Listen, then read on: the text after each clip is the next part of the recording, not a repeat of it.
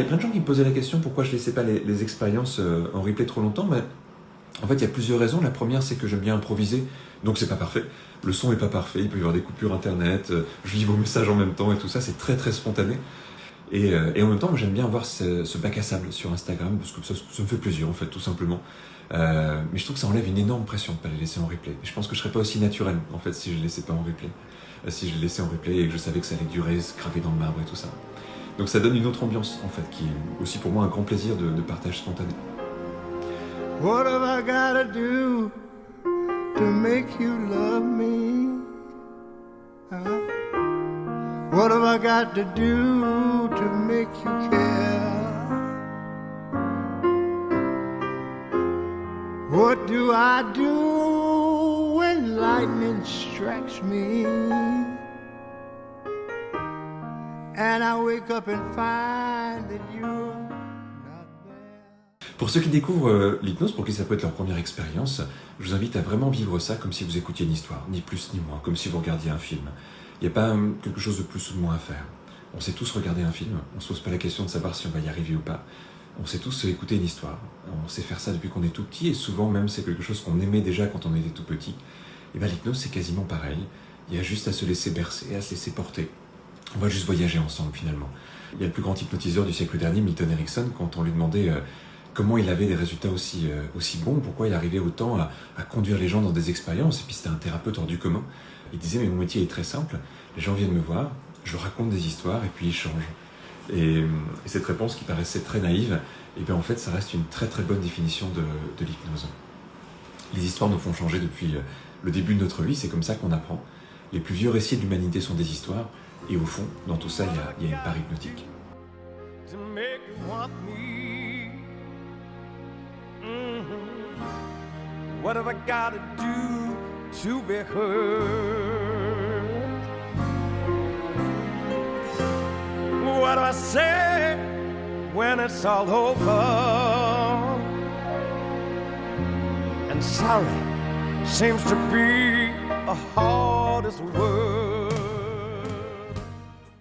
Et dès que vous pouvez fermer les yeux, eh bien le voyage commence. Souvent, vous savez, quand on commence à vivre des expériences où on voyage comme ça à l'intérieur de soi, on vit des choses qui sont très simples. Et ça commence comme une rêverie, c'est quelque chose de très naturel, l'état d'hypnose. En fait, on le vit déjà un petit peu tous les jours, mais on ne se rend pas trop compte. Et là, on va simplement peut-être le vivre un peu plus fortement, de manière un peu plus amplifiée. Parfois, vous savez, on ressent juste le besoin de prendre le large. Je ne sais pas si ça vous arrive. De regarder le monde qui nous entoure et de se dire qu'on a envie de le laisser pendant quelques minutes. Ce monde avec cette journée qui commence, cette journée qui pourrait être très ordinaire, eh bien on a envie de la commencer de manière extraordinaire. Alors on se décale un petit peu. On a juste fermé les yeux comme ça, c'est le tout début de l'expérience. Et je vous demandais d'imaginer que vous glissez un peu à côté du monde, comme s'il était possible de prendre un chemin un peu parallèle. Vos yeux sont fermés, vous écoutez la voix et c'est comme si la réalité s'éloignait. Vous savez, c'est comme quand on part et puis qu'on regarde derrière soi et qu'on s'aperçoit qu'on a déjà fait une partie du chemin. On pourrait être sur un bateau comme ça qui quitte le port, se retourner et voir que déjà les bâtiments sont tout petits, qu'on ne voit plus vraiment les personnes sur la jetée, que déjà tout ça paraît lointain. On pourrait décoller en avion et regarder par le hublot et quelques instants après le décollage déjà trouver que tout ce monde paraît si petit et si lointain qu'on a l'impression de le laisser derrière nous. Puis quand on vit ce genre d'expérience, quand on commence à partir comme ça, quand on commence à voguer simplement vers notre imagination, on s'approche parfois sans même se rendre compte d'un territoire assez lointain, un territoire inconnu. Il y a eu l'époque des grands explorateurs, vous savez, qui allaient partir pour poser le pied sur des îles que personne n'avait encore jamais vues, sur des continents qui semblaient oubliés par une partie de l'humanité. On pourrait imaginer qu'aujourd'hui, c'est l'époque des explorateurs de l'esprit. Notre esprit, on n'en connaît qu'une toute petite partie. On a à peu près balisé, cartographié cette partie qu'on appelle consciente. Et puis, il y a des continents entiers, des continents inconscients. Ça fait partie de nous, mais on les oublie, on fait comme s'ils n'existaient pas. On vit dans une toute petite partie de nous-mêmes, et quand on commence à partir explorer, quand on nous raconte une histoire, quand on se laisse embarquer par un récit, il arrive parfois qu'on arrive sur de nouveaux territoires, de nouvelles parties de nous-mêmes qu'on découvre progressivement. C'est comme si après une longue traversée, vous pouviez poser le pied sur un terrain nouveau, un lieu imaginaire. C'est peut-être ce pays qui est décrit dans plein de romans, dans plein de livres. Ça pourrait être le pays de Peter Pan, ça pourrait être le pays de l'autre côté du miroir d'Alice, ça pourrait être tous ces endroits imaginaires que tous les écrivains, que tous les cinéastes ont voulu représenter. Ce monde qui existe à l'intérieur de nous-mêmes. En posant le pied à cet endroit, en commençant à ressentir les vibrations d'un lieu différent, en sentant qu'à cet endroit-là, comme dans un rêve, tout est malléable, tout est possible. En arrivant là comme ça, votre imagination se déploie encore un peu plus. Dans cet endroit, vous allez partir à la rencontre d'une partie de vous-même. Cette partie de vous-même que vous avez peut-être combattue à certains moments de votre vie, qui ne vous a peut-être pas paru assez bien ou en adéquation avec les normes, avec ce qui se fait, avec ce qui doit être fait, avec ce qui doit être. Cette partie de vous, c'est peut-être une partie ancienne. Peut-être une partie qui existe depuis longtemps. C'est une partie très libre. C'est une partie parfois qui vous pousse à faire des choses que vous n'auriez pas forcément désirées ou choisies. Et en même temps, elle fait partie de vous, cette partie-là. Vous savez, c'est celle qui tente quelquefois. Celle qui nous fait sortir de ce qu'on avait prévu, de ce qu'on voulait contrôler, au fond. Et là, dans cette expérience, on peut aller voir une partie de nous qui ne croit pas en tout ça, qui n'y a peut-être jamais vraiment cru, qui a toléré parfois qu'on ait l'impression de tout contrôler, mais qui souvent s'est rappelé à nous-mêmes.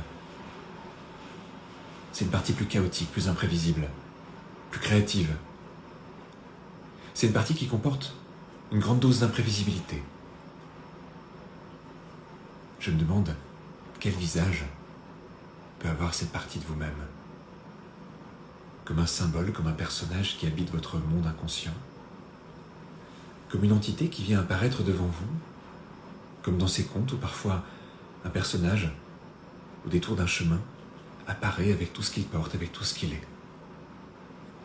Cette rencontre se fait avec cette partie de vous-même. Regardez-la. Regarder, ça peut être ressentir. Regarder, ça peut être se connecter à quelque chose.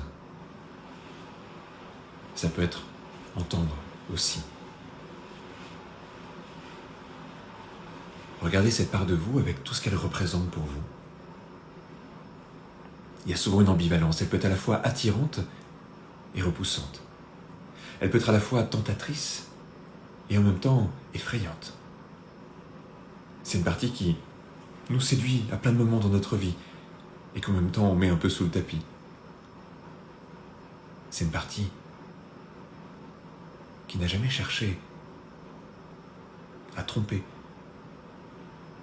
mais juste parfois à nous aider à nous évader. Dans ces expériences inconscientes, les personnages que l'on crée ou qui se présentent à nous peuvent dialoguer avec nous. Si vous regardez cette apparition, si vous regardez cette part de vous-même là maintenant, et que vous lui posez une question, elle sera tout à fait capable de répondre. Alors demandez-lui, à quoi tu sers ? Posez la question comme si vous pouviez la penser. Posez la question comme dans ces rêves où parfois on a vraiment l'impression de parler à un personnage. Posez la question pour qu'elle résonne réellement à l'intérieur de vous et qu'elle emplisse tout votre être.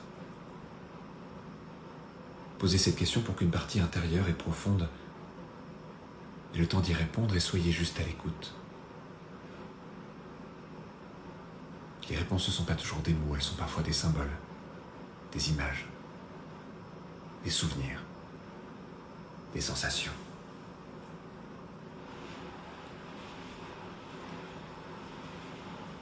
Puis vous allez poser une deuxième question à cette partie de vous-même. Demandez-lui, qu'est-ce qui se passerait si elle n'était pas là ? Qu'est-ce qui pourrait se passer en vous si elle disparaissait, cette partie-là ?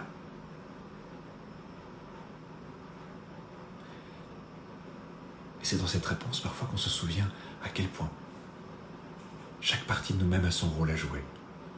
À quel point chaque partie de nous-mêmes a des choses à nous apprendre, à nous enseigner. À quel point toute notre construction interne, dans sa multiplicité, dans sa complexité, nous apporte du relief, de la profondeur. Combien il serait fade, combien ça serait désincarné, combien ça serait étrange même, si une partie de nous-mêmes nous manquait, si elle nous quittait, si elle ne jouait plus son rôle, même de poil à gratter.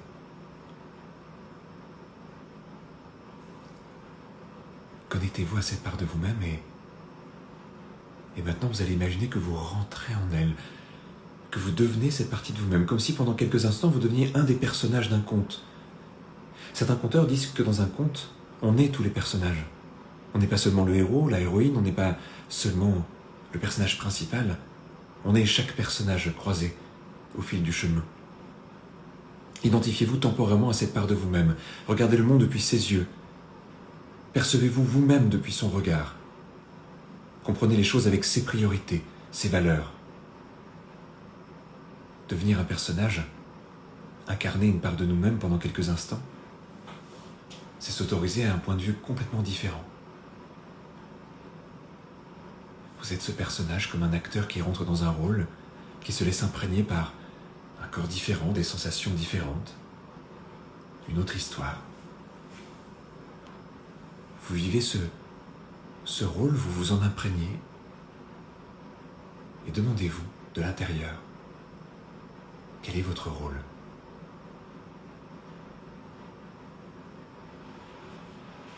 Qu'est-ce que vous avez à apporter ? En comprenant cette partie de vous-même, en regardant le monde depuis son point de vue, en ressentant ce qu'elle ressent, en comprenant ce qu'elle comprend, quelque chose vient s'apaiser à l'intérieur.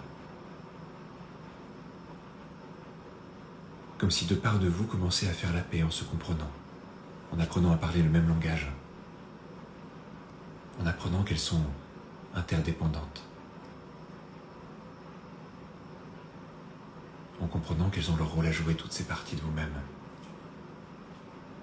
et que vous pourriez maintenant les cultiver ensemble.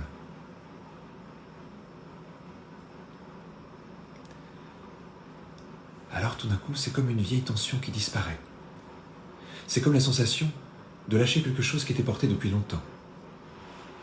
Ça vient soulager, ça vient relâcher profondément. Ce voyage que vous avez fait à l'intérieur de vous-même, il va modifier quelque chose dans votre vie.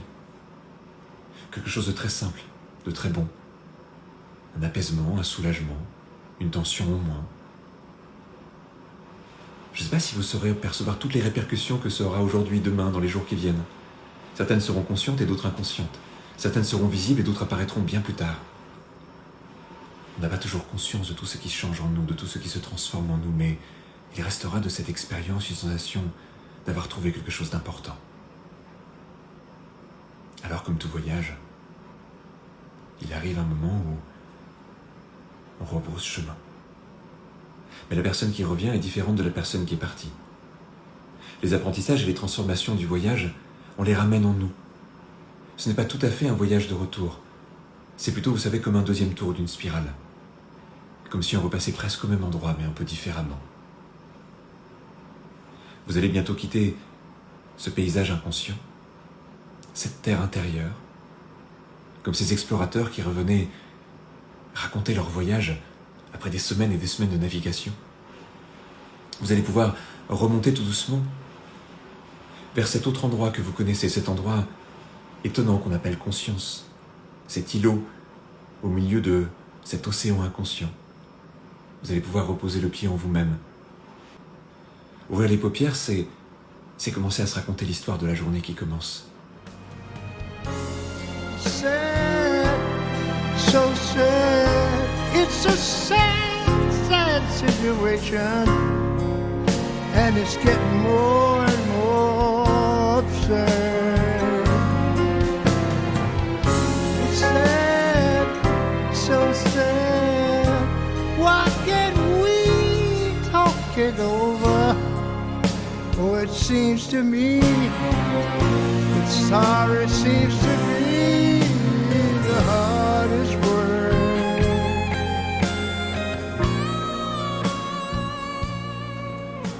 Il y a plein de théories en fait qui ont organisé un petit peu tout ça. La théorie des états du moi, des ego states, est évidemment l'une de ces théories. Il y en a qui existaient avant, il y en a qui ont existé après. Au fond, je pense que beaucoup de courants arrivent à peu près au même constat finalement. Même dans la psychanalyse finalement, cette cartographie du moi, du surmoi, etc. D'autant plus dans la deuxième topique freudienne, il y a déjà vraiment un peu les germes de tout ça, mais c'était encore très très balbutiant. Alors je sais qu'en France on est encore très attaché à la psychanalyse, mais la science a beaucoup évolué depuis, comme toute discipline qui a un siècle, elle est un peu, voilà, maintenant il y a d'autres choses, mais elle a posé les embryons aussi de tout ça. Puis même des choses plus anciennes pour le coup. Déjà au XVIIIe siècle, il y avait les bases de Charles dans l'hypnose.